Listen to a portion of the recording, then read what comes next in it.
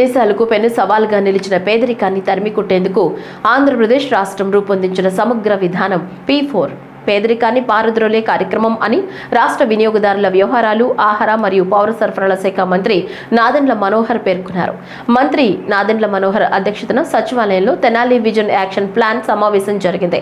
అనంతరం P4 పోస్టర్ను అధికారులతో కలిసి మంత్రి నాదెండ్ల మనోహర్ ఆవిష్కరించారు. ఈ సందర్భంగా మంత్రి మాట్లాడుతూ త్వరలో పూర్తి వివరాలతో వెబ్సైట్ను కూడా ఏర్పాటు చేస్తున్నట్లు వివరించారు.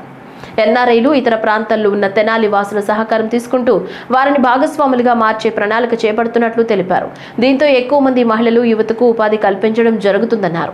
2047 విజన్లో భాగంగా 2029 నాటికి 50 లక్షల కుటుంబాలను పేదరికం నుంచి అభివృద్ధి వైపు నడిపించేందుకు కూటమి ప్రభుత్వం రూపొందించిన బృహత్తర కార్యక్రమం అన్నారు. పేదల సంక్షేమం, సమాజంలో ఆర్థికంగా వెనుకబడిన వర్గాలను గుర్తించి వారికి అవసరమైన మద్దతు కల్పించడం జరుగుతుందన్నారు. నిరుపేద కుటుంబాలను బంగారు కుటుంబాలుగా మార్చడమే P4 ముఖ్య ఉద్దేశమన్నారు.